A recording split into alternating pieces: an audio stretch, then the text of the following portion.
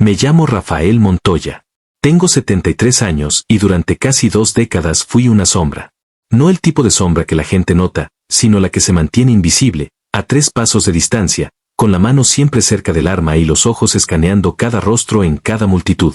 Fui guardaespaldas de Hugo Chávez desde 1995 hasta 2013, y la gente de San Félix me conoce ahora como el viejo callado que cultiva tomates en su patio trasero y que nunca habla de aquellos años. Me ven caminando por el mercado con mi bastón, saludando educadamente, y creen que conocen mi historia.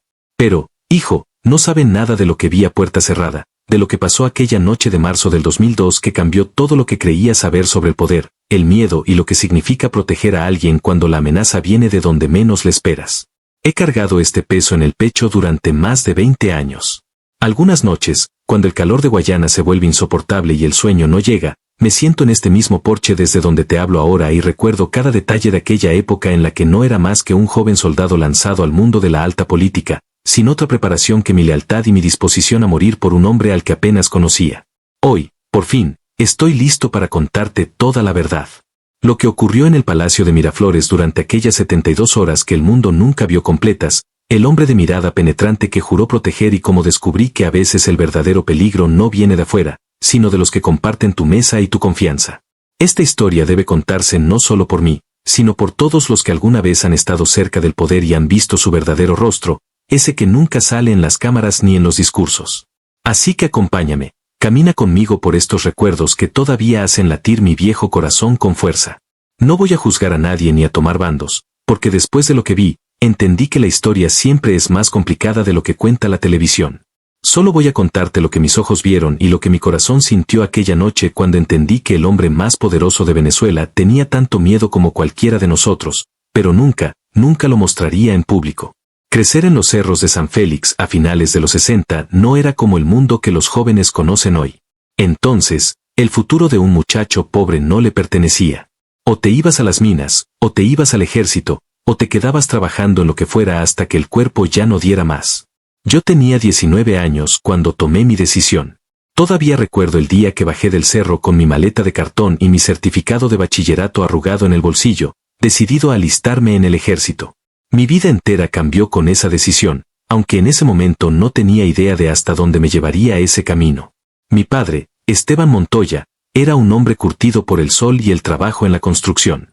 Vivíamos en una casa de bloques sin terminar en el barrio México, donde el agua llegaba 2 veces por semana y la electricidad era un lujo que a veces teníamos y a veces no. Mi madre, Esperanza, lavaba ropa ajena para ayudar con los gastos, y sus manos siempre estaban rojas y agrietadas por el jabón y el agua fría. Éramos 5 hermanos y yo era el mayor, lo que significaba que mis decisiones no solo me afectaban a mí. En ese entonces yo tenía sueños, quizá ingenuos, pero míos. Quería ser alguien importante, alguien que hiciera que mi madre dejara de lavar ropa ajena y que mis hermanos pudieran terminar el liceo sin tener que trabajar. Me gustaba una muchacha del barrio de al lado, Marisol Peralta, que tenía ojos color miel y una sonrisa que me hacía olvidar que vivíamos en un cerro sin asfaltar. Nos encontrábamos a veces en la cancha de básquet y hablábamos de tener algún día una casa con techo completo y ventanas de vidrio, no de cartón como las que teníamos. Pero fui ingenuo al pensar que los sueños eran suficientes. Nuestra situación económica empeoraba cada mes. Papá se había lastimado la espalda en una caída y ya no podía trabajar como antes. Los acreedores empezaban a tocar la puerta y mamá lloraba en las noches cuando creía que todos dormíamos. Fue entonces cuando decidí que el ejército era mi única salida, mi única oportunidad de mandar dinero a casa y tal vez, con suerte, hacer una carrera que nos sacara de la pobreza. El proceso de reclutamiento fue duro, pero yo era joven y fuerte, acostumbrado a cargar bloques y sacos de cemento desde niño. Pasé todos los exámenes físicos y las pruebas psicológicas, aunque algunas preguntas me parecieron extrañas. Querían saber si era leal, si podía seguir órdenes sin cuestionarlas, si estaba dispuesto a dar mi vida por la patria. Respondí que sí a todo porque en ese momento creía que lo decía en serio. Fue en el cuartel de Fuerte Tiuna donde conocí al teniente coronel Hugo Chávez por primera vez. Corría el año 1989 y yo apenas llevaba 6 meses en el ejército. Él llegó a dar una charla sobre historia militar venezolana y algo en su forma de hablar captó mi atención de inmediato. No hablaba como los otros oficiales, con ese tono aburrido y distante. Hablaba con pasión, con fuego en los ojos, como si realmente creyera cada palabra que decía sobre Bolívar, sobre la patria, sobre el deber de los soldados de proteger al pueblo y no a los poderosos. Después de esa charla me acerqué a él, algo que normalmente un soldado raso no haría con un oficial de alto rango, pero había algo en su presencia que invitaba a la confianza. Le pregunté sobre una batalla específica que había mencionado y él no solo me respondió, sino que se quedó conversando conmigo casi media hora, preguntándome de dónde venía, por qué me había enlistado, qué pensaba sobre la situación del país. Recuerdo que me miró fijamente los ojos y me dijo algo que nunca olvidaré: soldado, el verdadero enemigo nunca viene de frente.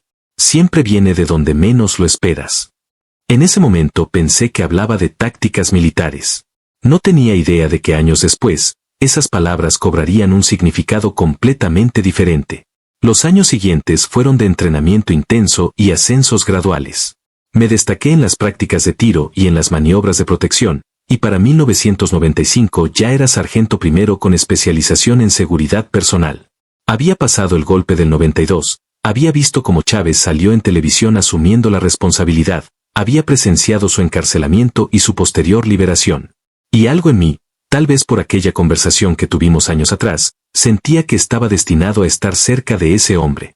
Cuando Chávez comenzó su campaña presidencial en 1997, yo ya estaba casado con Marisol y teníamos una niña de 2 años, Gabriela. Había logrado lo que me propuse, sacar a mi familia del cerro y conseguir un apartamento modesto pero digno en San Félix. Mandaba dinero a mis padres cada mes y mis hermanos menores estaban estudiando. Todo parecía ir bien, pero había algo dentro de mí que me decía que mi verdadero propósito todavía no había llegado. Fue en agosto de 1998, 3 meses antes de las elecciones, cuando recibí la llamada que cambiaría mi vida para siempre. El comandante de mi unidad me convocó a su oficina y me informó que había sido seleccionado para formar parte del equipo de seguridad personal del candidato presidencial Hugo Chávez.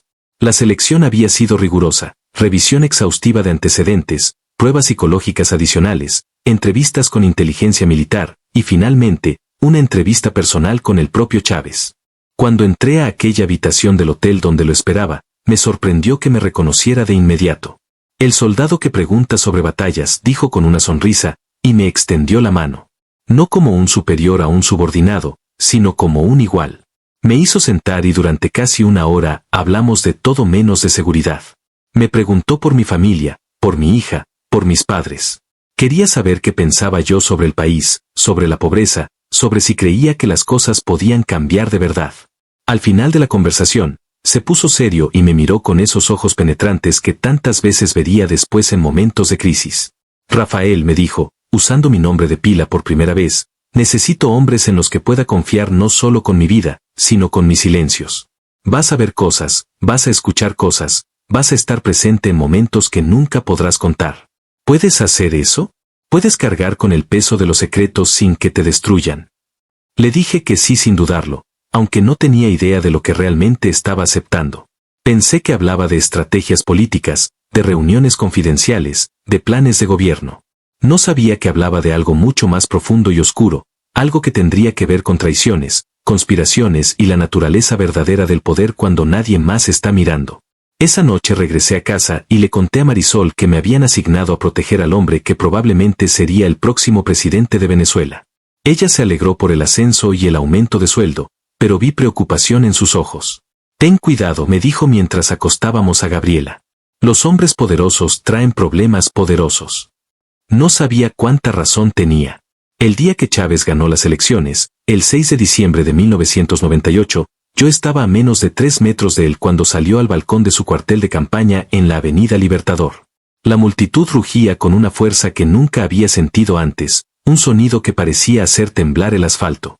Mi trabajo no era celebrar sino observar, escanear cada ventana de los edificios circundantes, cada rostro en la multitud, cada movimiento sospechoso. Pero incluso mientras hacía mi trabajo, podía sentir la electricidad en el aire, la sensación de que algo grande acababa de comenzar. Los primeros meses en Miraflores fueron de adaptación constante. No era solo proteger a un político, era proteger a un fenómeno, a alguien que generaba pasiones extremas en ambos lados del espectro. Había gente que lo amaba con una devoción casi religiosa y gente que lo odiaba con una intensidad igual de feroz.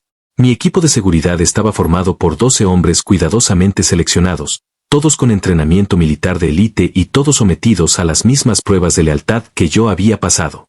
Pero había algo extraño en la dinámica del palacio que comencé a notar desde el principio. Chávez confiaba en su círculo íntimo, ministros, asesores, generales que lo habían acompañado desde el movimiento bolivariano, pero a veces, en momentos privados, lo veía observándolos con una expresión que no podía descifrar del todo.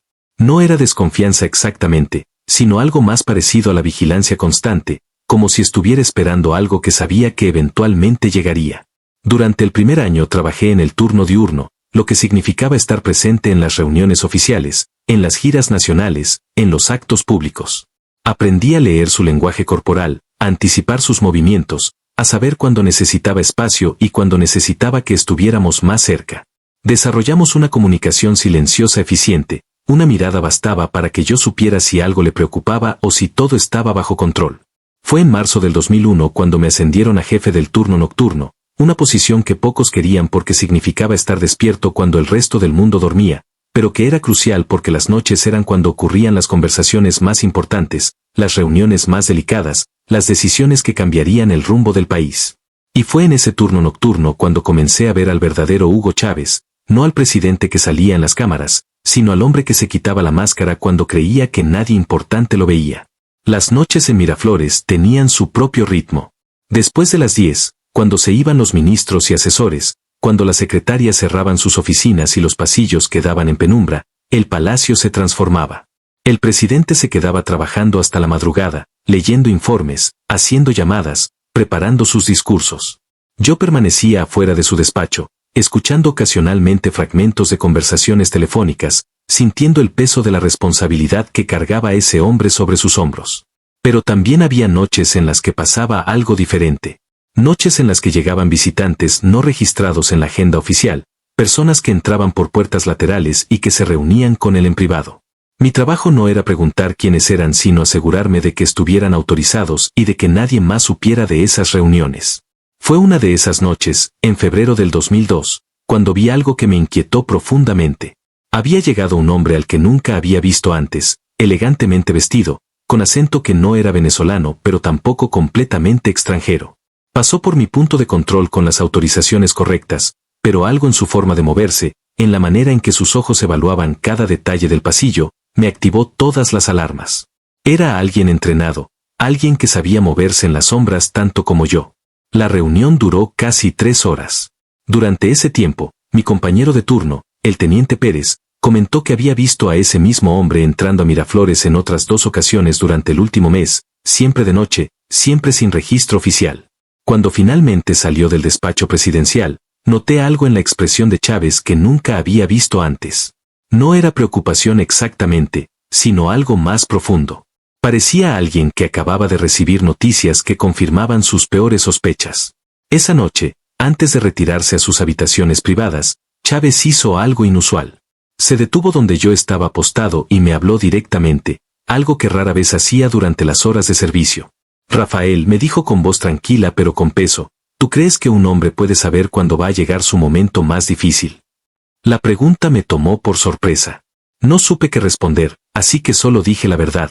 No sé, mi presidente. Pero sé que cuando llegue ese momento, estaremos aquí. Él asintió lentamente, me puso una mano en el hombro y dijo algo que me helaría la sangre semanas después. A veces el momento más difícil no es enfrentar a tus enemigos, sino descubrir quiénes son realmente.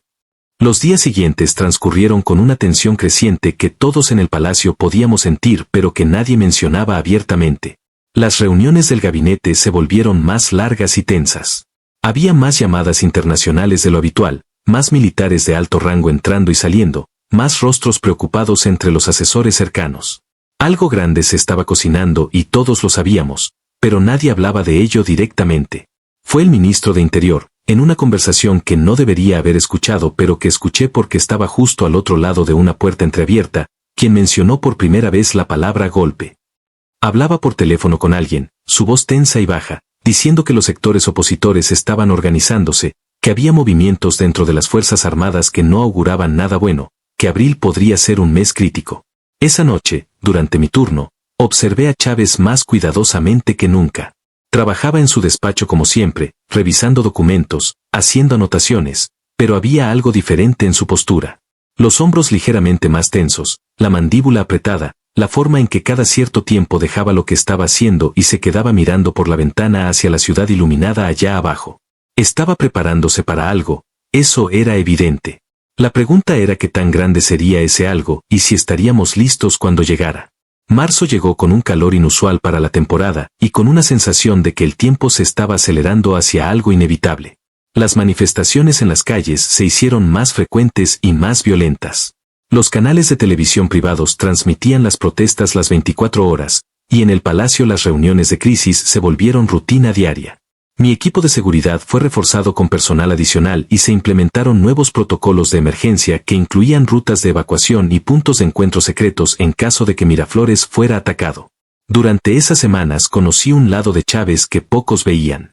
En público mantenía esa imagen de líder fuerte e inquebrantable, dando discursos encendidos y desafiando a la oposición con ese carisma que lo caracterizaba. Pero en privado, en las madrugadas cuando creía que solo su equipo de seguridad más cercano lo veía, había momentos en los que la máscara caía y se revelaba el peso real que cargaba sobre sus hombros.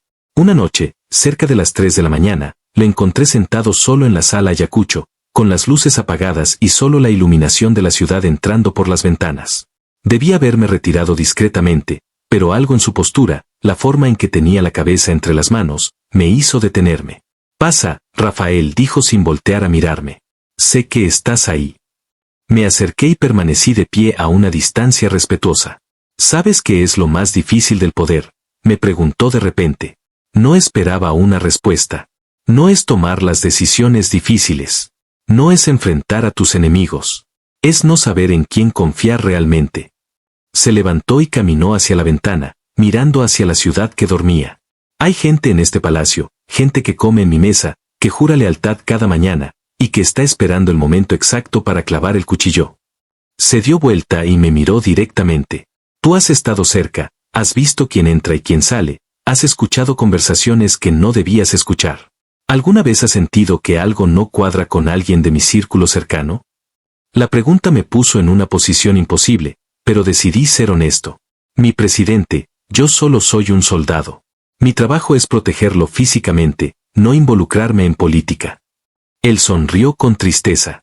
Ese es el problema, Rafael. En este nivel, todo es política.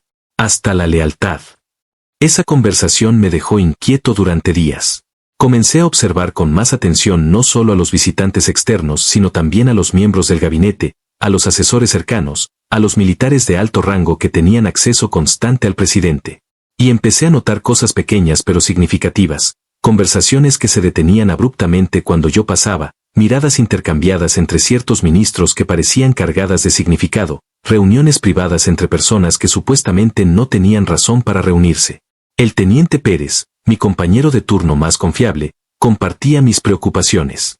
Una noche, durante un cambio de guardia, me comentó que había visto al general Romero, uno de los comandantes más cercanos al presidente, saliendo de una reunión en un hotel del este de Caracas con empresarios conocidos por su oposición al gobierno. Puede ser nada, me dijo, pero también puede ser todo. Abril llegó con una velocidad que parecía antinatural. El 1 de ese mes hubo una reunión extraordinaria en Miraflores que reunió a todos los altos mandos militares, al gabinete completo y a los gobernadores leales. La tensión en los pasillos era palpable. Todos sabíamos que algo estaba por explotar, pero nadie sabía exactamente qué ni cuándo. Mi equipo recibió órdenes de estar en alerta máxima, lo que significaba turnos dobles y cero margen de error.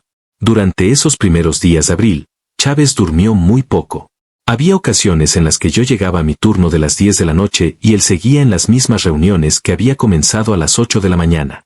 Los asesores entraban y salían con informes de inteligencia, con noticias de movimientos sospechosos en ciertos cuarteles militares, con reportes de reuniones clandestinas entre sectores de la oposición y militares descontentos. Fue el 9 de abril cuando recibimos el primer aviso formal de que algo grave estaba por ocurrir. El servicio de inteligencia reportó que se estaba organizando una marcha masiva hacia Miraflores para el día 11, y que ciertos sectores estaban planeando provocar incidentes violentos que justificarían una intervención militar. La información era fragmentada y confusa, pero lo suficientemente seria como para activar todos los protocolos de seguridad. Esa noche, Chávez convocó a una reunión privada solo con su equipo de seguridad más cercano. Éramos 6 en total, yo, el teniente Pérez, el capitán Sandoval, y 3 agentes más que llevaban años en su protección. Nos explicó sin rodeos que el golpe de Estado era inminente, que probablemente ocurriría dentro de las próximas 48 horas, y que nuestra misión era protegerlo sin importar qué. No confíen en nadie fuera de este círculo, nos dijo con una seriedad que nunca le había visto. Ni siquiera en uniformes de alto rango. Cuando llegue el momento, solo ustedes sabrán a quién responder. El 10 de abril transcurrió en una especie de calma tensa, como el silencio antes de una tormenta. Las reuniones continuaron, los preparativos se intensificaron, pero había una sensación de inevitabilidad en el aire que todos podíamos sentir. Esa noche llamé a Marisol y le dije que probablemente no podría comunicarme durante los próximos días, que cuidara mucho a Gabriela y que no se preocupara sin importar qué viera en las noticias. Ella conocía mi trabajo lo suficiente como para no hacer preguntas, pero escuché el miedo en su voz cuando me dijo te amo antes de colgar. La madrugada del 11 de abril, mientras hacía mi ronda de las 3 de la mañana, me encontré al presidente en su despacho, no trabajando sino simplemente sentado en su silla, mirando al vacío. Cuando me vio, me hizo una señal para que me acercara. Rafael, me dijo con voz cansada, ¿alguna vez has tenido que tomar una decisión sabiendo que sin importar que elijas, alguien va a salir lastimado? Asentí sin decir nada. Hoy voy a tomar una de esas decisiones, continuó. Y quiero que sepas que todo lo que pase de aquí en adelante, cada movimiento que haga, es porque no tengo otra opción. No entendí completamente lo que quería decir en ese momento, pero horas después, cuando el caos explotó y todo se vino abajo, esas palabras resonarían en mi cabeza una y otra vez. El 11 de abril de 2002 comenzó como cualquier otro día de crisis, con reuniones temprano en la mañana y reportes constantes sobre el desarrollo de la marcha opositora. Pero alrededor del mediodía, cuando las multitudes comenzaron a desviarse de su ruta original y a dirigirse hacia Miraflores, la situación cambió radicalmente. Las comunicaciones con ciertos comandantes militares empezaron a fallar, algunos generales no respondían a las llamadas, y los informes de inteligencia llegaban fragmentados y contradictorios. Desde mi posición en el segundo piso del palacio, podía escuchar el rugido de la multitud acercándose.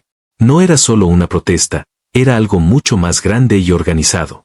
Las cámaras de seguridad mostraban miles de personas convergiendo desde diferentes puntos, y entre la multitud se veían rostros que no eran de manifestantes comunes, sino de personas con entrenamiento militar evidente en su forma de moverse y organizarse.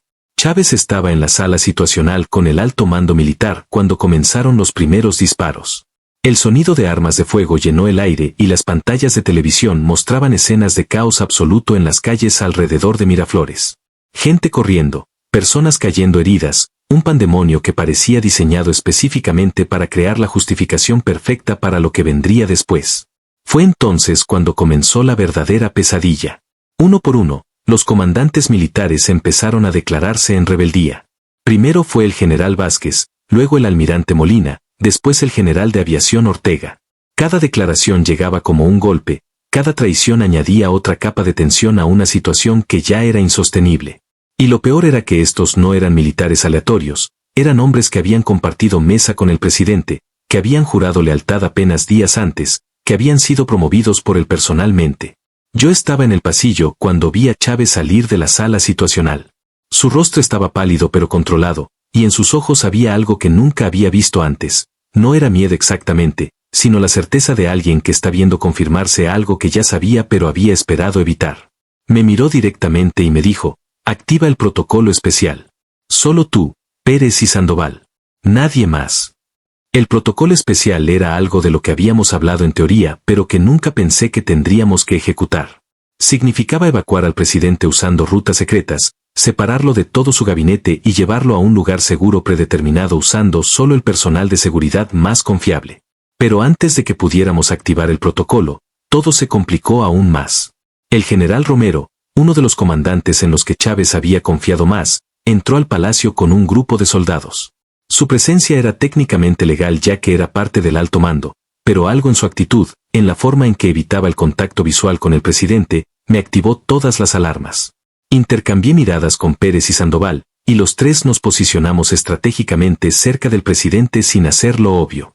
Romero se acercó a Chávez y le habló en voz baja, pero desde mi posición pude escuchar fragmentos de la conversación. Hablaba de evitar más muertes, de una salida digna, de garantías de seguridad si aceptaba renunciar.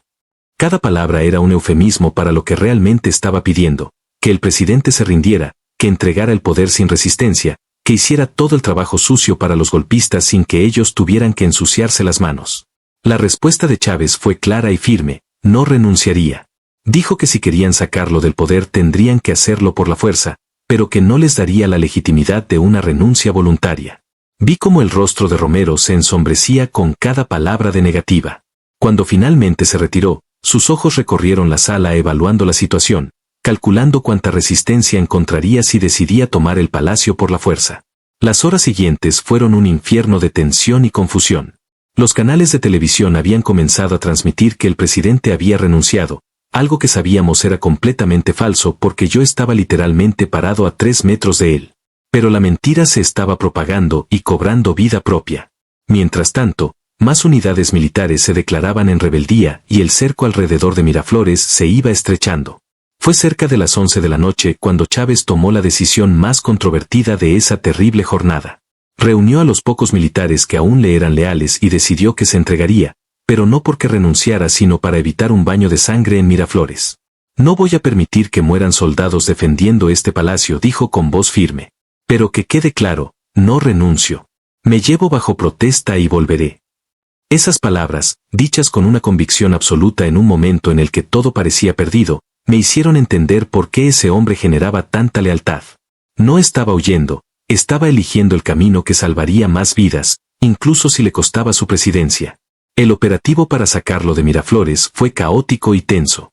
Teníamos que movernos rápido porque los golpistas podían cambiar de opinión en cualquier momento y decidir que era más conveniente que el presidente no saliera vivo del palacio.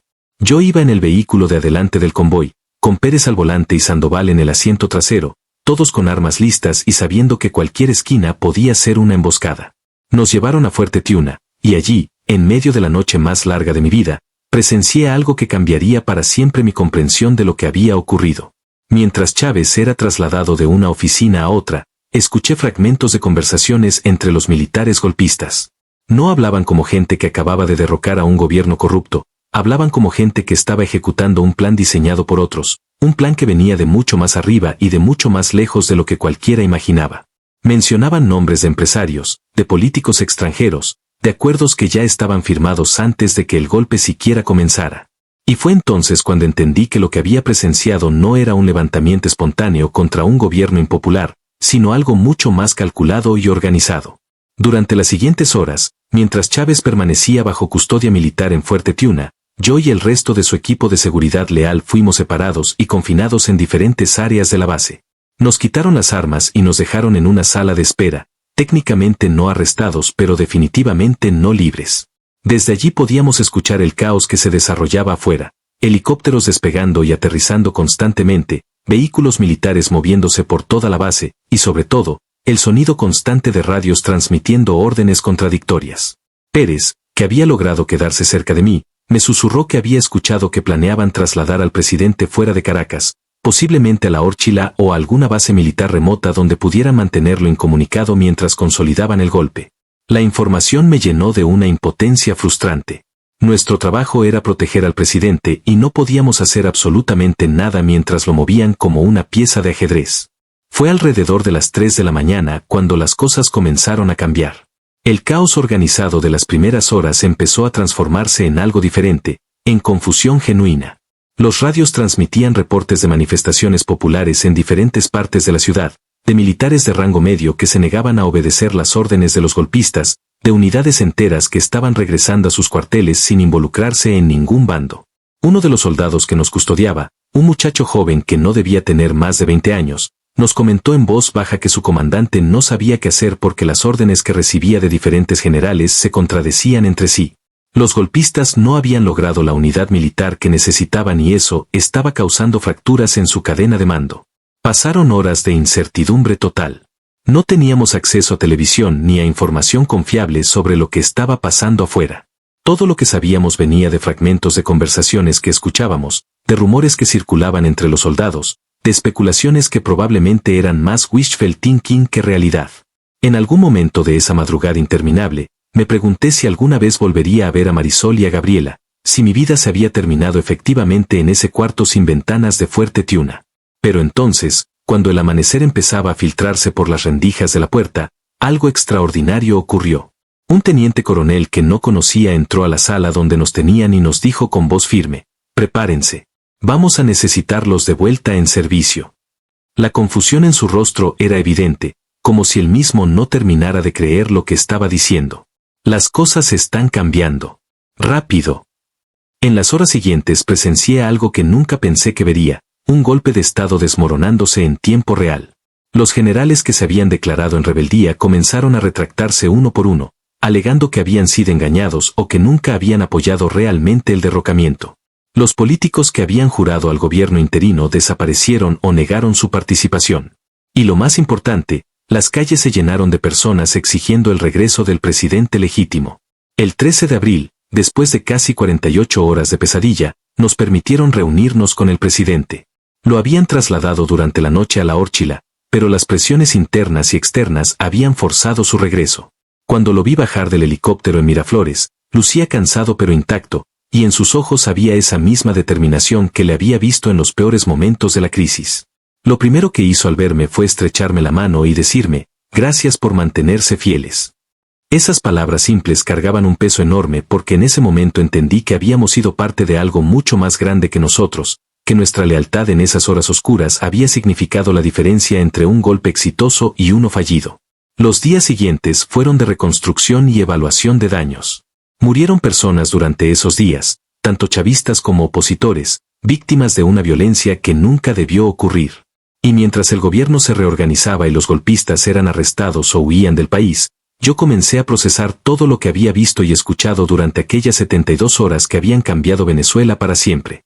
Fue una semana después del golpe cuando Chávez me convocó a una reunión privada. Era tarde en la noche, como solían ser nuestras conversaciones más honestas. Me ofreció sentarme, algo que rara vez hacía porque yo insistía en mantener el protocolo, pero esa noche acepté. «Rafael», comenzó, «tú estuviste ahí en los peores momentos. Viste cosas que no muchos vieron. Y sé que probablemente tienes preguntas». Tenía razón. Tenía muchas preguntas. Pero la más importante era una que había estado dándome vueltas en la cabeza desde aquella noche en Fuerte Tiuna. «Mi presidente, usted sabía que el golpe iba a ocurrir». La pregunta quedó flotando en el aire entre nosotros por unos segundos que se sintieron eternos. Finalmente, él suspiró y asintió lentamente. No sabía exactamente cuándo ni exactamente cómo, dijo, pero sabía que algo estaba en marcha. Los informes de inteligencia, las conversaciones interceptadas, los patrones de comportamiento de ciertos militares, todo apuntaba a que se estaba preparando algo grande. «Entonces, ¿por qué no lo detuvo antes?», pregunté, tal vez pasándome de la raya pero necesitando entender. Su respuesta me sorprendió, porque si lo detenía antes, si arrestaba a los conspiradores basándome solo en inteligencia, me habrían acusado de dictador, de perseguir a la oposición, de inventar complots imaginarios. Necesitaba que intentaran el golpe, que se expusieran, que mostraran al país y al mundo sus verdaderas intenciones. Solo así podría desmantelar toda la red. La frialdad calculada de esa estrategia me dejó sin palabras.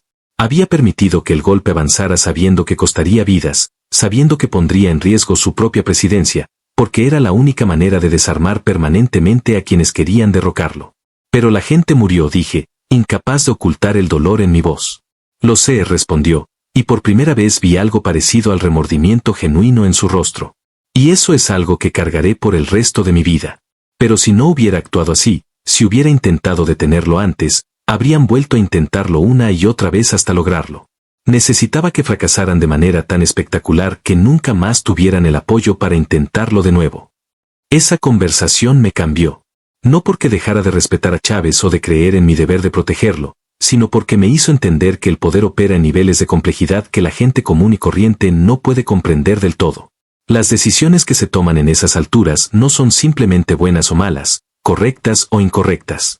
Son cálculos imposibles donde cada opción tiene un costo terrible y donde elegir significa decidir quién va a pagar ese costo. Durante los meses siguientes, la vida en Miraflores volvió a una especie de normalidad, aunque nada sería realmente igual después de abril. Los protocolos de seguridad se intensificaron drásticamente. Ya no confiábamos en nadie fuera de un círculo extremadamente reducido. Cada persona que entraba al palacio era escaneada, revisada y monitoreada. Cada reunión era grabada. Cada movimiento de los ministros y militares de alto rango era documentado por inteligencia. Pero algo más había cambiado, algo más sutil pero igualmente significativo. Chávez ya no era el mismo hombre que había conocido en 1998. El golpe lo había endurecido de maneras que eran visibles solo para quienes pasábamos tiempo cerca de él. Confiaba menos, cuestionaba más, y había desarrollado una paranoia que, aunque justificada por los eventos recientes, hacía que el ambiente en el palacio fuera cada vez más tenso y vigilante. Fue en octubre de ese mismo año cuando ocurrió el incidente que finalmente me haría entender la dimensión completa de lo que había vivido durante aquellos días de abril. Llegó al palacio un sobresellado dirigido personalmente al presidente, sin remitente y entregado por un mensajero anónimo. El protocolo dictaba que cualquier correspondencia no identificada debía ser inspeccionada por el equipo de seguridad antes de llegar a su destino, pero este sobrevenía con un código especial que indicaba que solo el presidente debía abrirlo. Chávez lo abrió en mi presencia, algo que no era usual, y al leer su contenido su rostro palideció de una manera que nunca había visto. No dijo nada, simplemente dobló la carta, la metió en su bolsillo y se quedó mirando por la ventana durante varios minutos. Finalmente, sin voltear a verme, me dijo: Rafael, ¿recuerdas aquella noche antes del golpe cuando te dije que el verdadero enemigo siempre viene de donde menos le esperas? Asentí aunque él no podía verme. Esa noche, continuó, descubrí algo que cambió todo. Y lo que acabo de leer confirma que tenía razón. No me dijo qué decía la carta y yo no pregunté, pero la tensión en sus hombros y la forma en que sus manos temblaban ligeramente me dijeron que era algo grave. Esa noche, después de mi turno, Pérez me contó que había visto al presidente quemar personalmente esa carta en la chimenea de su despacho, algo que nunca hacía con documentos importantes. Lo que fuera que contenía ese sobre era tan sensible que ni siquiera podía dejarlo en los archivos de inteligencia. Los años siguientes pasaron en una especie de estado de alerta permanente. Hubo otros intentos de desestabilización, otras conspiraciones, otras traiciones. Pero ninguna tuvo el impacto ni la magnitud de lo ocurrido en abril del 2002. Esos días habían sido el crisol donde se había forjado una nueva realidad política para Venezuela, y todos los que estuvimos presentes cargamos con las cicatrices de esa experiencia. Mi vida personal también cambió después del golpe. Marisol notó que yo era diferente, más callado, más vigilante, incluso en casa.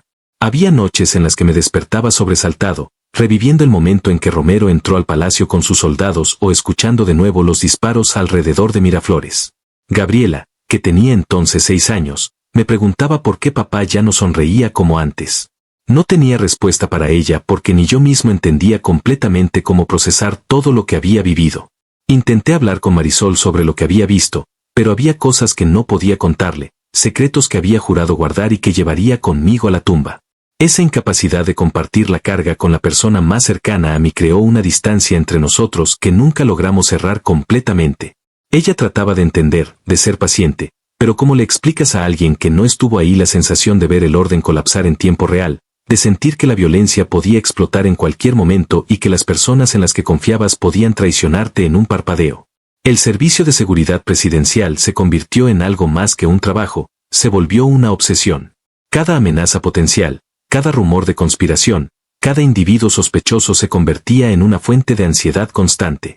Desarrollé úlceras por el estrés y comencé a tener problemas para dormir. El médico del palacio me prescribió medicamentos, pero yo me negaba a tomarlos porque necesitaba estar alerta en todo momento. Pérez, que había estado conmigo en los peores momentos, se convirtió en algo más que un compañero de trabajo. Era uno de los pocos con quien podía hablar honestamente sobre lo que habíamos vivido sin temor a ser malinterpretado o juzgado. Teníamos conversaciones largas durante las madrugadas de nuestros turnos, procesando juntos los eventos de abril, tratando de entender las decisiones que se habían tomado y el precio que todos habíamos pagado por ellas. Fue en una de esas conversaciones, en marzo del 2003, casi un año después del golpe, cuando Pérez me confesó algo que me dejó helado.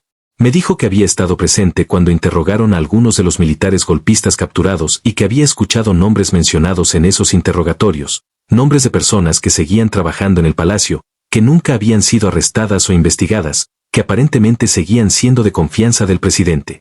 ¿Cómo puede ser?, le pregunté, genuinamente confundido. ¿Por qué no se ha actuado contra ellos? Pérez me miró con una expresión que mezclaba cansancio y resignación.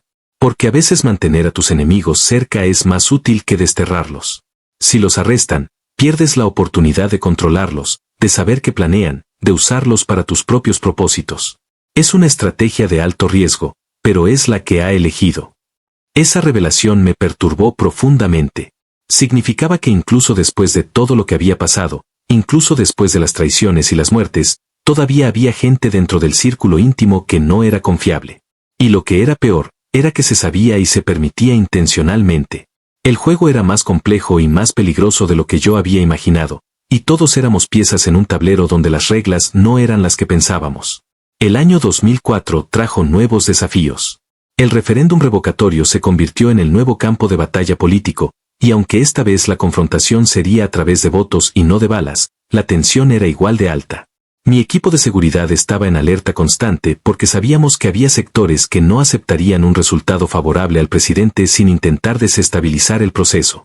Durante esos meses, volví a ver ese lado de Chávez que había presenciado durante el golpe, el estratega frío y calculador que pensaba 10 movimientos adelante, que anticipaba cada jugada de sus adversarios y que estaba dispuesto a tomar riesgos que otros considerarían demasiado peligrosos.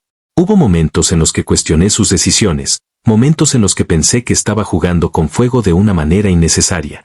Pero también había aprendido que su forma de operar, aunque controversial, había funcionado hasta ahora.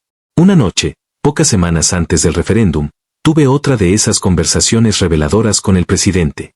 Estábamos solos en su despacho, cerca de las 2 de la mañana, y él estaba revisando las últimas encuestas y proyecciones. Sin levantar la vista de los documentos, me preguntó, Rafael, ¿tú crees que la gente entiende realmente lo que está en juego en este referéndum? Era una pregunta retórica, pero decidí responderla de todas formas. Creo que cada quien tiene su propia interpretación, mi presidente. Él sonrió con amargura. Eso es el problema. Esto no es solo sobre si me quedo o me voy.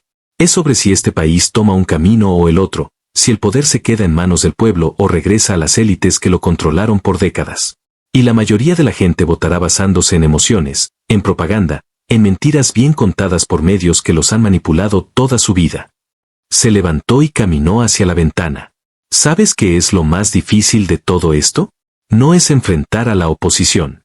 Es saber que sin importar qué haga, sin importar cuánto intente cambiar las cosas, siempre habrá gente que me verá como el villano de la historia. Esas palabras resonaron en mí porque durante los últimos años había visto cómo la narrativa sobre Chávez se había polarizado completamente. Para algunos era un salvador, para otros un dictador. La verdad, como siempre, estaba en algún punto intermedio que nadie quería reconocer. Yo lo había visto tomar decisiones cuestionables, hacer cosas que moralmente me incomodaban. Pero también lo había visto genuinamente preocupado por la gente más pobre, luchando contra estructuras de poder que llevaban décadas en su lugar, arriesgando su propia vida por un proyecto político en el que realmente creía. El referéndum llegó y se fue. El presidente ganó con un margen significativo, pero como él había predicho, la oposición no aceptó el resultado pacíficamente. Hubo acusaciones de fraude, protestas, intentos de deslegitimar el proceso. Y nosotros, su equipo de seguridad, tuvimos que adaptarnos a una nueva normalidad donde la amenaza era constante pero menos definida, más difusa y potencialmente más peligrosa precisamente por su naturaleza impredecible. Los años que siguieron fueron de consolidación del poder, pero también de desgaste personal. Vi cómo Chávez envejecía más rápido de lo que debería, cómo el estrés constante y las presiones del cargo cobraban su precio en su salud y su estado de ánimo. Había días buenos donde era el líder carismático que el público conocía, lleno de energía y optimismo. Pero también había días malos donde el peso de todo lo que cargaba era visible en cada gesto, en cada palabra, en cada decisión que tenía que tomar. Fue en 2008 cuando comenzaron los rumores sobre su salud. Al principio eran solo eso, rumores que circulaban en voz baja entre el personal del palacio. Pero yo, que lo veía todos los días, que pasaba más horas cerca de él que probablemente nadie más, comencé a notar cambios sutiles. Perdía peso inexplicablemente, tenía episodios de fatiga que no eran normales para alguien de su edad y nivel de energía habitual, y había ocasiones en las que lo veía tocarse discretamente el abdomen con una expresión de dolor que intentaba ocultar. Nunca hablamos directamente sobre su salud. Era un tema que él mantenía absolutamente privado, incluso con su círculo más cercano. Pero yo sabía, con esa certeza que viene de años de observar a alguien de cerca, que algo andaba mal. El problema era que no podía hacer nada al respecto. Mi trabajo era protegerlo de amenazas externas, no de las batallas que su propio cuerpo estaba librando.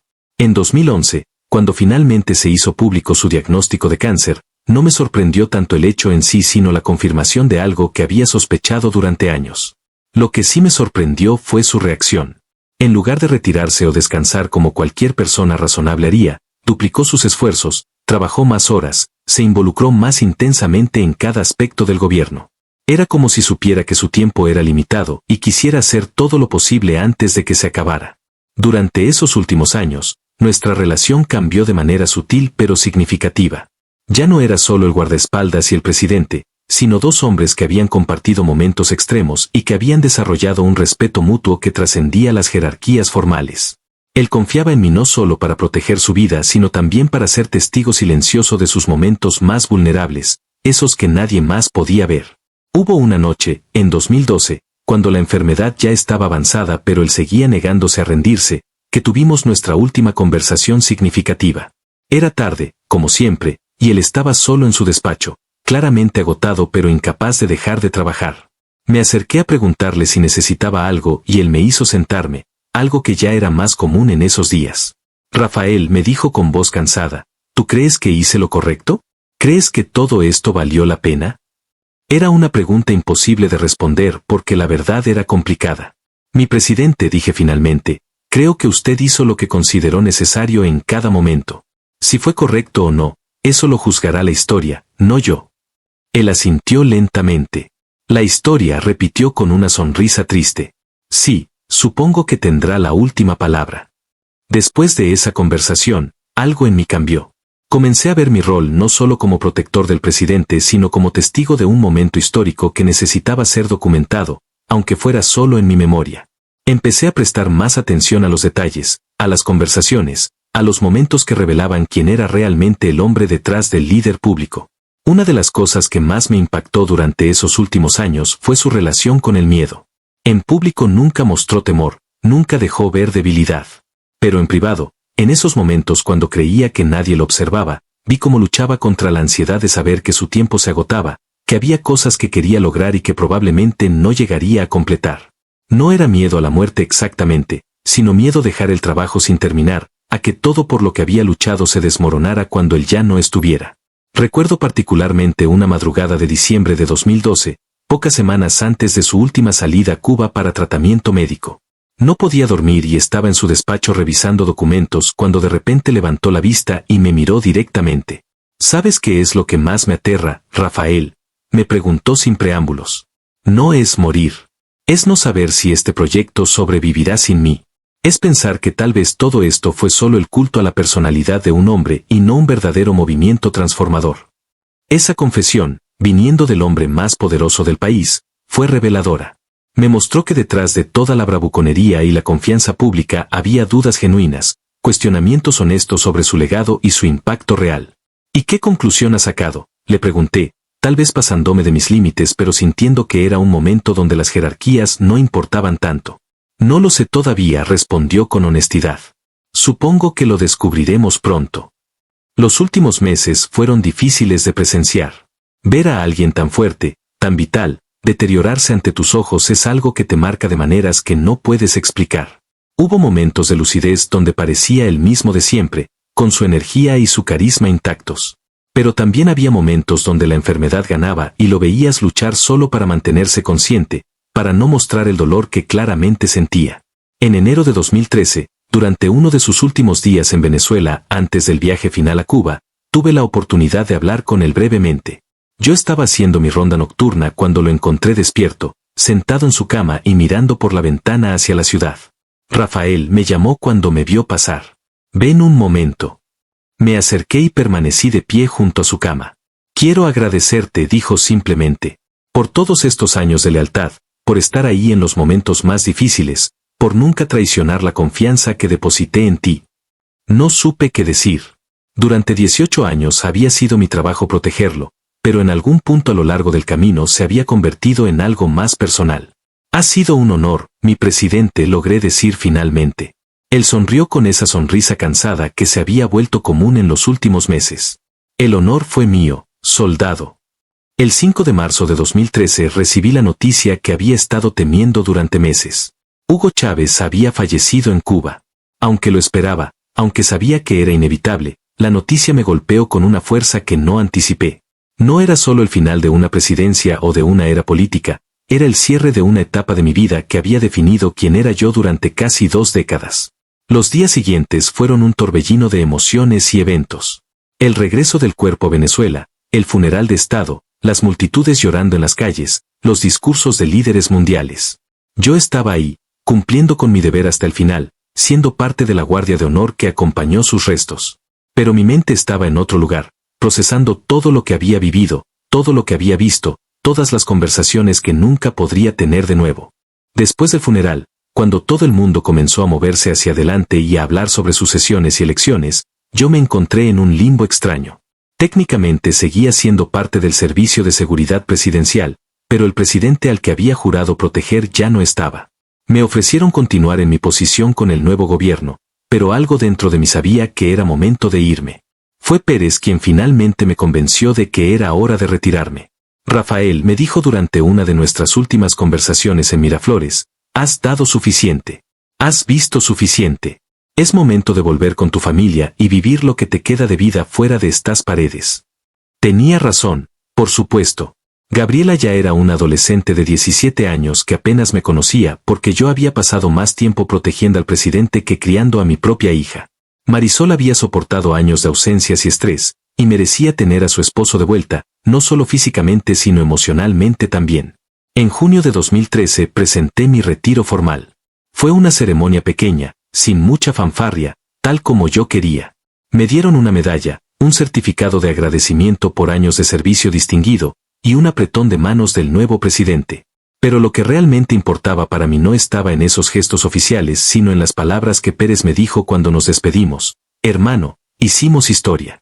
No mucha gente puede decir eso.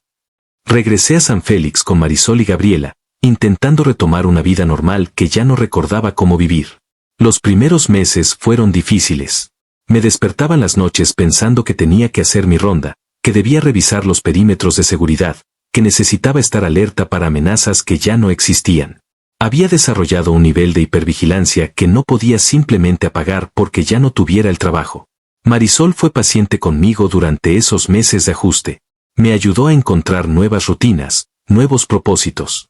Comencé a cultivar un jardín en el patio trasero, algo que nunca había tenido tiempo de hacer antes.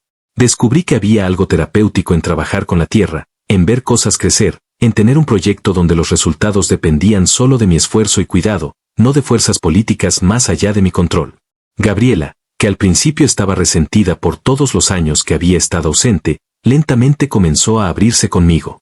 Pasábamos las tardes hablando sobre su vida, sus sueños, sus planes para el futuro. Durante los años siguientes a mi retiro, Venezuela cambió de maneras que nunca había imaginado. La situación económica se deterioró, la polarización política se intensificó, y las esperanzas que muchos habían depositado en el proyecto chavista comenzaron a desvanecerse ante la realidad de una crisis cada vez más profunda. Yo observaba todo esto desde la distancia de San Félix, ya no involucrado directamente pero imposible de mantenerse completamente ajeno.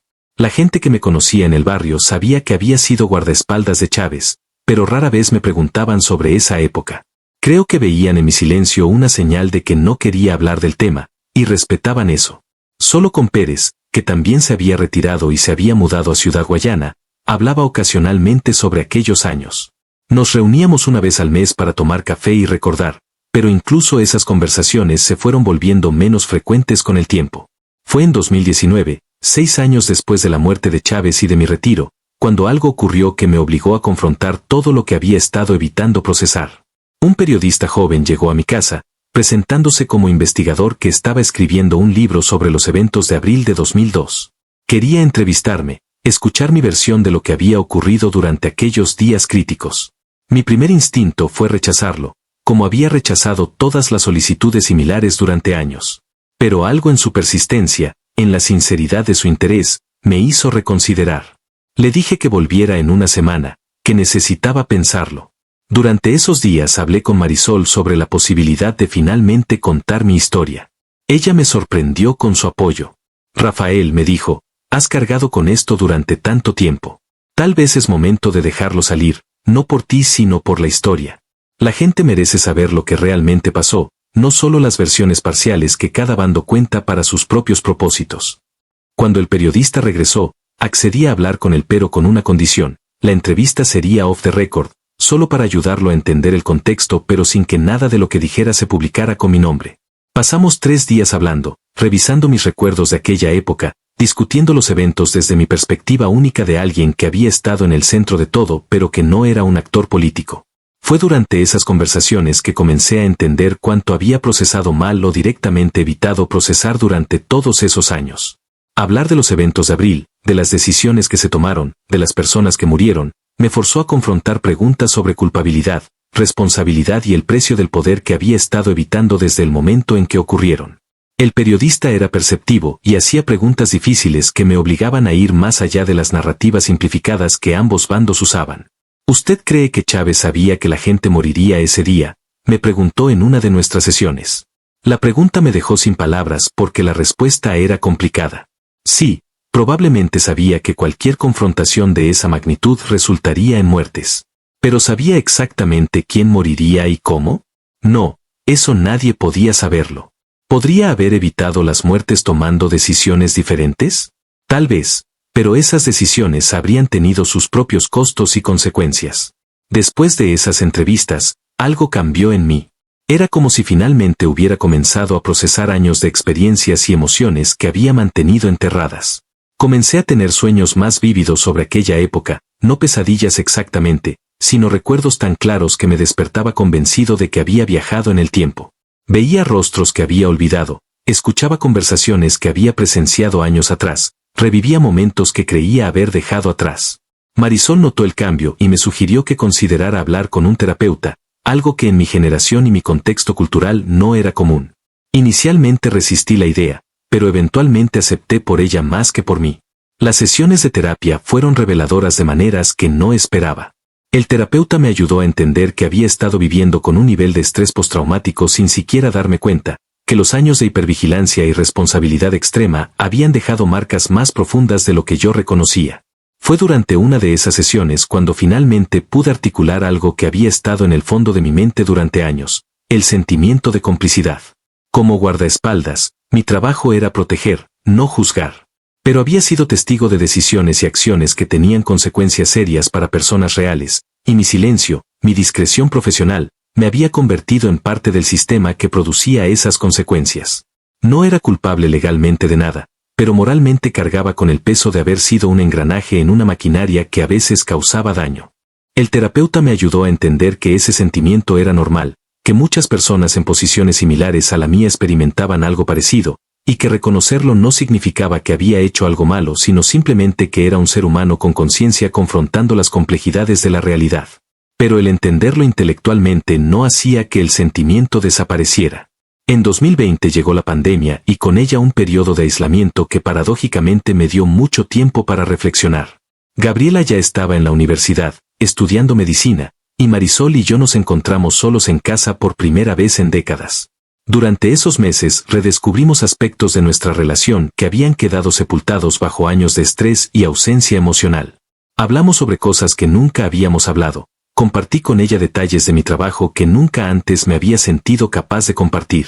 Una noche, durante uno de esos interminables días de cuarentena, Marisol me hizo una pregunta directa que nadie más me había hecho. Rafael, si pudieras volver atrás y elegir no aceptar ese trabajo con Chávez, ¿lo harías? La pregunta me tomó completamente por sorpresa porque nunca me había permitido contemplar esa alternativa. Pensé por largo rato antes de responder. No lo sé, dije finalmente con honestidad.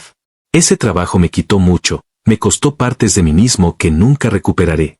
Pero también me dio un propósito, me permitió ser parte de algo más grande que yo mismo, me mostró aspectos de la realidad que la mayoría de la gente nunca ve.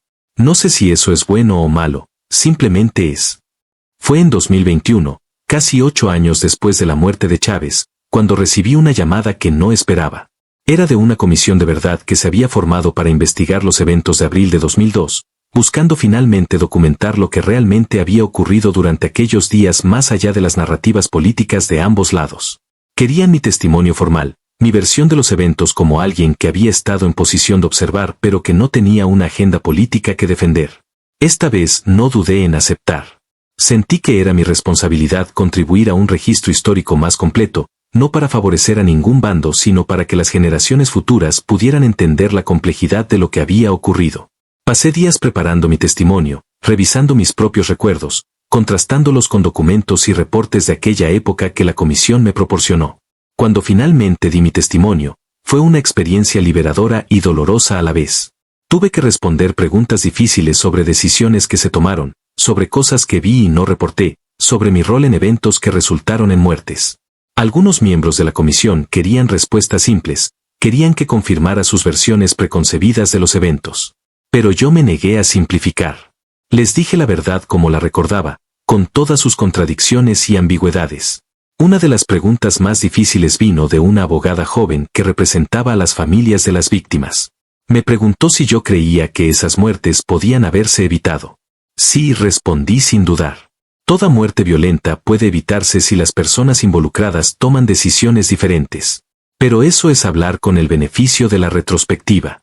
En el momento, con la información disponible y bajo la presión de eventos que se desarrollaban en tiempo real, las opciones parecían mucho más limitadas. No era la respuesta que ella quería escuchar, pero era la única honesta que podía dar. Después de dar mi testimonio, varios periodistas intentaron entrevistarme, queriendo mi versión para sus artículos o programas. Rechacé todas esas solicitudes. Lo que tenía que decir lo había dicho ante la comisión, y no tenía interés en convertir mi experiencia en contenido para el ciclo noticioso. Pero las entrevistas y el testimonio habían removido algo en mí, una necesidad de procesar todo esto de una manera más personal y menos formal. Fue entonces cuando comencé a escribir. No para publicar, al menos no inicialmente, sino como una forma de terapia, de organizar mis pensamientos y memorias. Escribía en las madrugadas, cuando Marisol dormía y la casa estaba en silencio, volcando en papel todo lo que había guardado durante tantos años.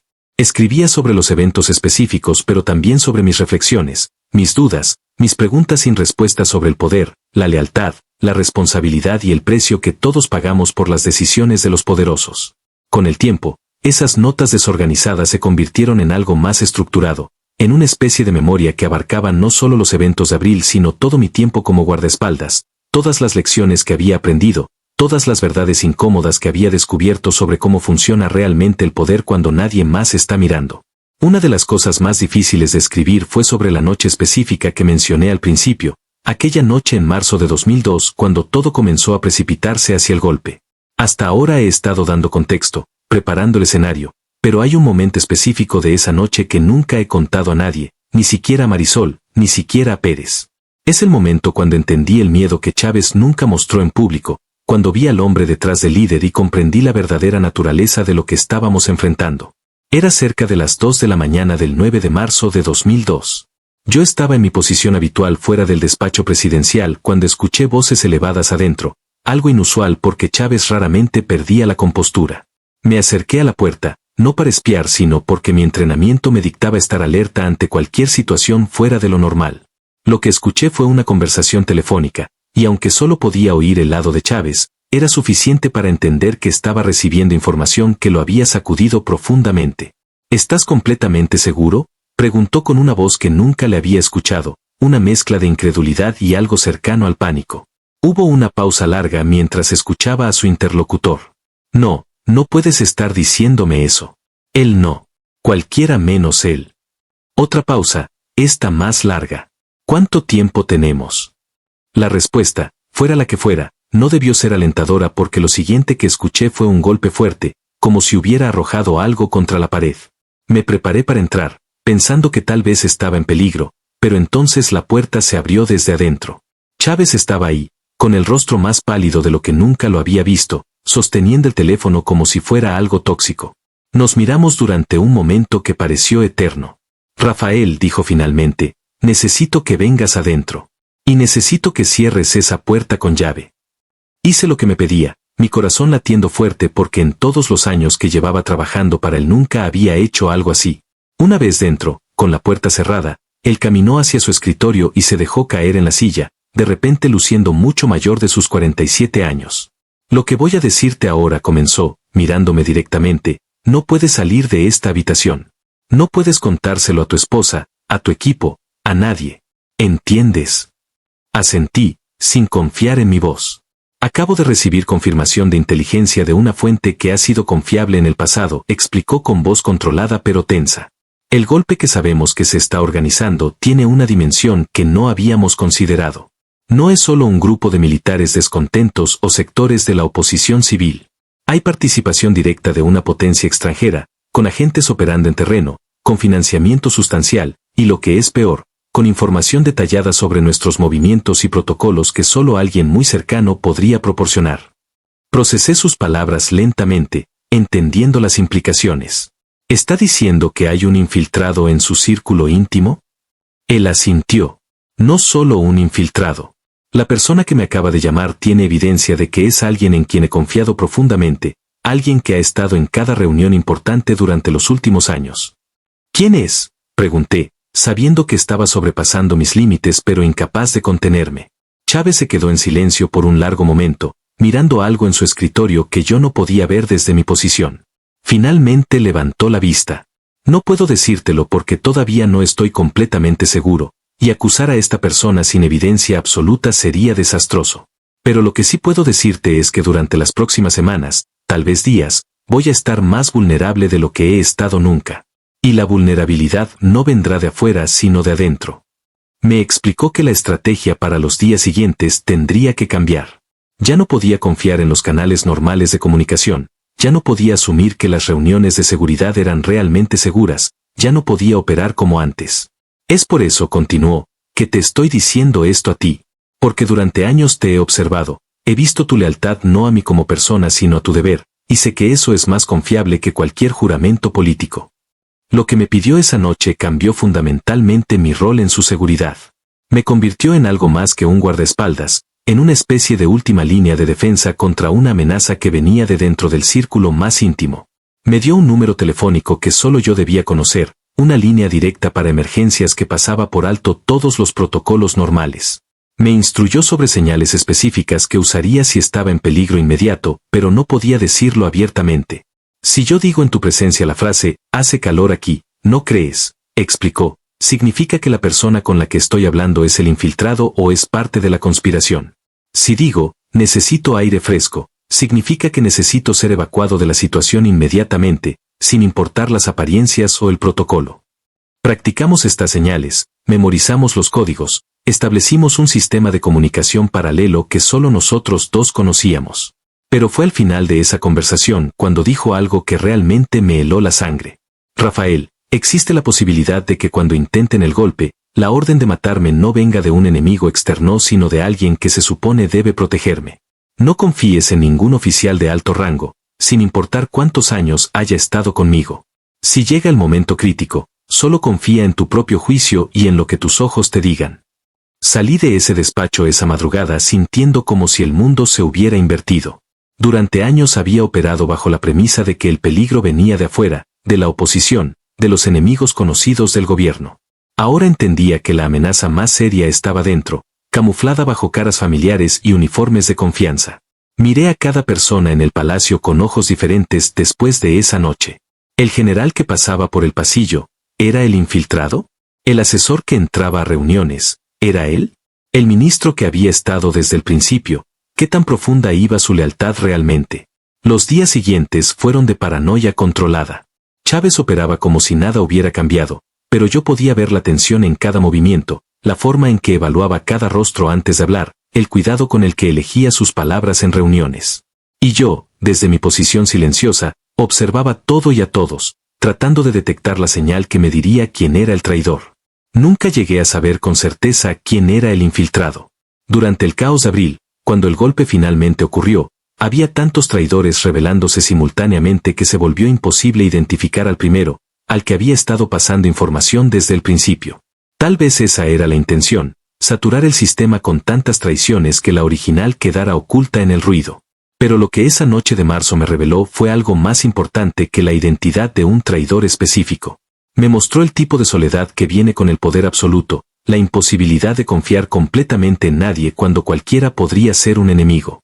Vi cómo esa comprensión cambiaba a Chávez, como cada traición lo endurecía un poco más, como cada revelación de deslealtad lo empujaba más hacia la paranoia justificada que caracterizó sus últimos años. He pensado mucho sobre esa noche a lo largo de los años. Me he preguntado si Chávez realmente sabía quién era el infiltrado o si sus sospechas eran más generales, un presentimiento basado en años de experiencia navegando las aguas traicioneras del poder. Me he preguntado si al decirme lo que me dijo, me estaba protegiendo o simplemente distribuyendo la carga de su conocimiento para que no tuviera que cargarla solo. Lo que sí sé es que esa noche cambió para siempre mi comprensión de lo que significa proteger a alguien en esa posición de poder. No es solo sobre detener balas o identificar amenazas físicas. Es sobre estar presente en los momentos de vulnerabilidad más profunda, cuando la máscara pública cae y lo que queda es solo un ser humano enfrentando el peso imposible de sus responsabilidades. Esa fue la noche cuando entendí el miedo que Chávez nunca mostró en público, un miedo que no era cobardía sino la comprensión clara de lo precaria que era su posición, de cuántos intereses poderosos estaban alineados en su contra, de cómo la lealtad que parecía tan sólida podía evaporarse en el momento en que fuera conveniente para alguien cambiar de bando.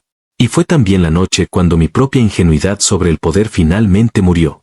Hasta entonces había mantenido una cierta visión simplificada de la política, de buenos contra malos, de lealtad contra traición. Después de esa conversación entendí que la realidad era infinitamente más compleja, que las motivaciones de las personas rara vez son puras, que el contexto y las presiones pueden convertir a personas fundamentalmente buenas en traidores y que a veces las decisiones correctas producen resultados terribles. Esa comprensión ha sido tanto una maldición como una bendición. Me ha hecho imposible consumir noticias políticas sin un profundo escepticismo, sin cuestionar las narrativas simples que ambos lados presentan. Pero también me ha dado una perspectiva que pocos tienen, una comprensión desde adentro de cómo funciona realmente el poder cuando las cámaras se apagan y solo quedan las decisiones difíciles que nadie más verá ni juzgará con el contexto completo. Ahora, tantos años después, cuando veo a políticos de cualquier bando hablando con certeza absoluta sobre sus posiciones, cuando veo a gente dividida en campos irreconciliables, incapaces de reconocer la humanidad del otro lado, pienso en esa noche. Pienso en un hombre poderoso revelando su miedo a un simple soldado porque no tenía a nadie más en quien confiar completamente. Han pasado más de 20 años desde aquella noche, y Venezuela es un país muy diferente ahora. El proyecto político en el que Chávez creyó ha evolucionado de maneras que probablemente él no anticipó, enfrentando desafíos que tal vez no podría haber imaginado. La gente se ha dividido cada vez más en bandos irreconciliables, cada uno con su propia versión de la historia, cada uno convencido de su propia rectitud moral absoluta. Yo observo todo esto desde mi porche en San Félix, ya un hombre de 73 años cuyo cuerpo lleva las marcas de décadas de servicio y cuya mente carga con memorias que a veces quisiera poder olvidar. Gabriela terminó su carrera de medicina y trabaja ahora en un hospital en Caracas. Marisol y yo finalmente encontramos una paz que nos había eludido durante años, construida sobre la base de honestidad tardía pero real sobre lo que mi trabajo me había hecho pasar y lo que nos había costado como familia. Pérez murió el año pasado, un ataque al corazón súbito que se lo llevó antes de que pudiera despedirse. Fui a su funeral y vi caras familiares de aquellos años, otros miembros del equipo de seguridad que también habían envejecido, que también cargaban con las memorias de lo que habíamos vivido. No hablamos mucho sobre el pasado, solo nos abrazamos con la comprensión silenciosa de hombres que han compartido experiencias que los unen más profundamente que las palabras pueden expresar. Últimamente he estado pensando sobre el legado, tanto el de Chávez como el mío propio. Su legado será debatido por historiadores durante generaciones, diseccionado y analizado desde cada ángulo político posible. Algunos lo recordarán como un héroe que intentó cambiar las estructuras de poder injustas, otros como un dictador que destruyó las instituciones democráticas. La verdad, como siempre, está en algún lugar intermedio que la mayoría no quiere reconocer. Mi propio legado es mucho más modesto y personal. Fui leal a mi deber durante años difíciles. Protegí a un hombre que generaba pasiones extremas en ambas direcciones. Fui testigo de momentos históricos y de momentos profundamente humanos que revelan las complejidades de un ser humano bajo presiones extraordinarias. Y al final, intenté procesar todo esto con honestidad, sin caer en las simplificaciones fáciles de ningún bando. Lo que he aprendido de todo esto, si hay alguna lección que vale la pena extraer, es que el poder no transforma a las personas en algo que no eran, simplemente amplifica lo que ya estaba ahí. Chávez no era ni el santo que sus seguidores proclamaban ni el demonio que sus enemigos denunciaban. Era un ser humano con virtudes y defectos, con visión y puntos ciegos, con coraje y miedo, intentando navegar situaciones imposibles con las herramientas imperfectas que tenía. Y esa humanidad, esa complejidad irreducible, es lo que se pierde en las narrativas políticas que todos construimos. Necesitamos héroes y villanos porque las historias complicadas son más difíciles de procesar, pero la realidad rara vez coopera con nuestra necesidad de simplicidad. La realidad es desordenada, contradictoria, llena de decisiones imposibles donde todas las opciones tienen costos terribles y donde las personas tienen que elegir sin nunca saber con certeza si eligieron correctamente. Esa noche de marzo de 2002, cuando Chávez me reveló sus miedos más profundos, vi a un hombre atrapado en esa complejidad, tratando de hacer lo que creía correcto mientras navegaba fuerzas que amenazaban con destruirlo desde todas las direcciones. Y ahora, después de todos estos años y todas estas palabras, llego al final de esta historia que he cargado por tanto tiempo. He compartido lo que vi, lo que viví, lo que entendí sobre el poder, el miedo y la complejidad humana detrás de los eventos históricos. Pero hay una última cosa que necesito decir, algo que he estado evitando hasta ahora porque es lo más difícil de admitir. Aquella noche cuando Chávez me confió sus miedos, cuando me reveló la traición que venía de dentro de su círculo más cercano, me convertí en cómplice de algo más grande que la simple protección física. Me convertí en guardián de secretos que tal vez deberían haberse revelado, en testigo silencioso de decisiones que tuvieron consecuencias graves para personas inocentes. Mi lealtad, mi deber, mi silencio profesional, todos estos fueron necesarios para hacer mi trabajo, pero también me hicieron parte del sistema que produjo tanto lo bueno como lo malo que vino después. No puedo cargar con la culpa de todo lo que ocurrió, eso sería darme demasiada importancia. Pero tampoco puedo pretender que fui simplemente un observador neutral. Cada día que elegí mantener el silencio, cada vez que vi algo cuestionable y no lo reporté, cada momento en que prioricé mi deber profesional sobre mi conciencia moral, tomé una decisión. Y esas decisiones, multiplicadas por miles de días durante casi 2 décadas, tienen un peso que finalmente estoy reconociendo. Este relato no es una confesión buscando absolución ni una justificación de mis acciones. Es simplemente un testimonio, un intento de documentar la verdad tal como la viví para que quizás alguien, en algún momento futuro, pueda aprender algo de ella. Si hay una lección en todo esto, es que necesitamos más compasión y menos certeza absoluta. Necesitamos entender que las personas son complicadas, que las situaciones históricas son más complejas de lo que nuestras narrativas políticas admiten, y que el bien y el mal rara vez son tan claramente definidos como quisiéramos. Hoy, sentado en mi porche en San Félix, cultivando mis tomates y mirando las colinas de Guayana, he encontrado una paz imperfecta con mi pasado.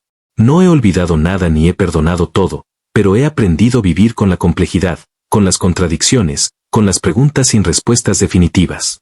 He aprendido que a veces la única honestidad posible es admitir que no tenemos todas las respuestas, que cometimos errores incluso cuando intentábamos hacer lo correcto, y que el mejor uso que podemos hacer de nuestras experiencias es compartirlas con honestidad brutal para que otros puedan aprender. Si estás escuchando esta historia desde algún lugar del mundo, si has llegado hasta aquí conmigo a través de estos recuerdos, te agradezco tu tiempo y tu paciencia. No te pido que estés de acuerdo con todo lo que hice o con las decisiones que tomó el hombre que protegí. Solo te pido que consideres que detrás de cada figura pública, detrás de cada momento histórico, hay seres humanos complejos tomando decisiones imposibles con información incompleta y bajo presiones que la mayoría nunca experimentará. Esa noche de marzo de 2002, entendí el miedo que Hugo Chávez nunca mostró en público. Y en los años desde entonces, he aprendido que todos cargamos miedos similares, vulnerabilidades que ocultamos, complejidades que no mostramos. Esa comprensión, más que cualquier otra cosa, es lo que me gustaría dejar como legado de todos estos años de servicio y silencio. Gracias por escuchar. Y que Dios nos ayude a todos a encontrar la sabiduría para ver más allá de nuestras certezas y la valentía para reconocer nuestra humanidad compartida, incluso con aquellos con quienes más profundamente discrepamos.